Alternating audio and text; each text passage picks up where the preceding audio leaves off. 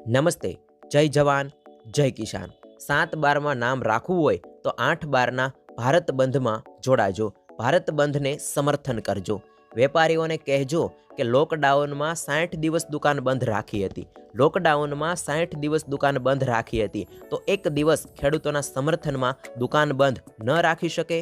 અમારે ડીઝલના 30 રૂપિયા લીટરે જોઈએ છે. અમારે ડીઝલના 30 રૂપિયા લીટરે જોઈએ છે. વછટિયાને હટાવો જે 50 હરામના લઈ જાય છે. 7/12માં જો નામ રહેવા દેવા હોય તો તમારા વેપારીઓને સમજાવજો કે 8/12ના રોજ દુકાન બંધ રાખે. 8/12ના રોજ દુકાન બંધ રાખે.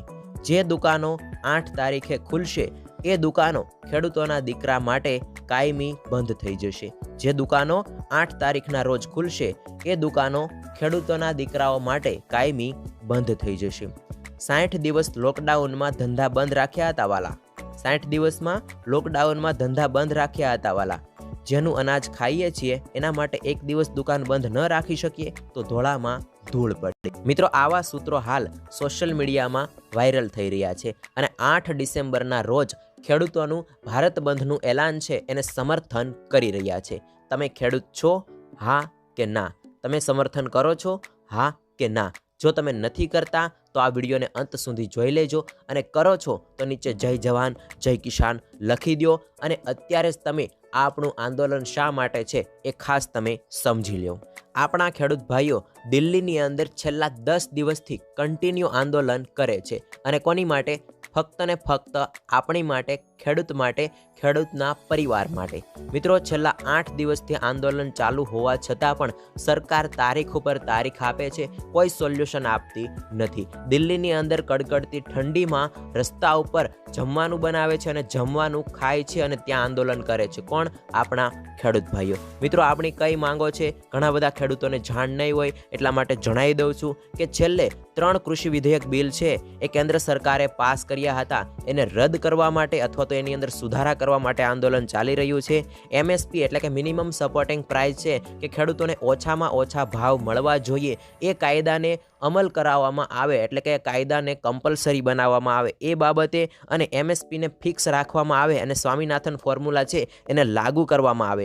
ત્યાર પછી NCRની અંદર વાયુ પ્રદૂષણનો જે નિયમ છે, એક્ટ છે, એની અંદર ફેરફાર કરવામાં આવે અથવા તો રદ કરવામાં આવે અને ખેડૂતો માટે જે ડીઝલ મળે છે એ ડીઝલના ભાવ અડધા કરવામાં આવે અને કિસાનના નેતા છે, વકીલો છે, કાર્યકરો છે એની સામે જેટલા પણ કેસ કરવામાં આવેલા છે એ કેસને પાછા ખેંચવામાં આવે. અને મિત્રો, ગુજરાતના ખેડૂતોની એ પણ માંગ હતી કે ગુજરાતની અંદર ખેડૂતોનું દેવું છે એ પણ માફ કરવામાં આવે. તો મિત્રો, આપણે જાગૃતતા આંદોલનના માધ્યમથી આ મુદ્દાને પણ આની અંદર સમાવેશ કરશું અને આ આંદોલનને સમર્થન બનાવશું. તો મિત્રો, 8 ડિસેમ્બરના રોજ ગુજરાતના દરેક ખેડૂત મિત્રો છે એ આંદોલનને સમર્થન કરજો અને સરકારને એક આપણી જે શક્તિ છે એ બતાવજો. મિત્રો, કાલે એક હું ડિબેટ જોતો હતો જેની અંદર એક અધિકારીએ કહ્યું હતું કે વકીલોને તકલીફ પડે છે તો વકીલોએ આંદોલન કરવું જોઈએ, શિક્ષકોને તકલીફ પડે છે તો શિક્ષકોએ આંદોલન કરવું પડે છે, જો ધારાસભ્યોને તકલીફ પડે છે તો ધારાસભ્યોએ આંદોલન કરવું જોઈએ અને ખેડૂતોને તકલીફ પડે છે તો ખેડૂતોએ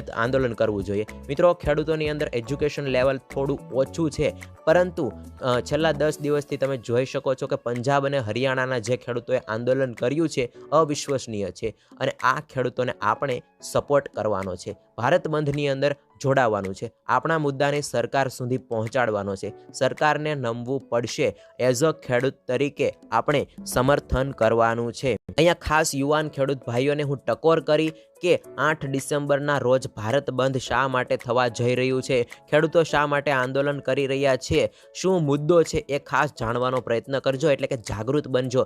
3 કૃષિ વિધેયક બિલ છે અને જાણી લેજો ખેડૂત વિરોધી શા માટે છે. મિત્રો, જાણવાનો પ્રયત્ન કરજો અને પછી ભારત બંધના એલાનમાં જોડાજો. જો તમે આને સમર્થન કરતા હો તો અમારી ચેનલને સબસ્ક્રાઇબ કરો અને આ વિડીયોને દરેક ગ્રુપની અંદર શેર કરો. તમારા વોટ્સઅપ ગ્રુપની અંદર, ફેસબુક ગ્રુપની અંદર, ખેડૂતોના ગ્રુપ છે એમાં પણ, જેથી કરીને એ ખેડૂત જાણી શકે, જેટલા પણ સૂત્રો છે એ સૂત્રોને સાર્થક બનાવી શકે અને આ સાથે સાથે ગુજરાતના દરેક ખેડૂતો છે એ 8/12ના ભારત બંધના આંદોલનની અંદર, સમર્થનની અંદર જોડાઈ શકે અને સરકારને ખેડૂતોની એક શક્તિ બતાવી શકે, જેથી કરીને આપણા જેટલા મુદ્દા છે એનું સોલ્યુશન સોલ્યુશન આવે। મિત્રો છેલ્લા કેટલા દિવસોથી આંદોલન છે દિલ્હીની અંદર ચાલી રહ્યું છે। પહેલાં 1 તારીખ આપવામાં આવી હતી ત્યારે સોલ્યુશન ન આવ્યું, ત્યાર પછી 3 તારીખ આપવામાં આવી તો એમાં પણ સોલ્યુશન ન આવી, 5 તારીખ આપવામાં આવી તો એમાં પણ સોલ્યુશન ન આવ્યું અને હવે 9 તારીખ આપવામાં આવી છે। તો મિત્રો ત્યાં સુધી શું આપણા ખેડૂતને, આપણા ભાઈને દિલ્હીની અંદર ઠંડી ખાવાની, રસ્તા ઉપર રહેવાનું, આંદોલન કરતું રહેવાનું, આનું કોઈ સોલ્યુશન જ નહીં।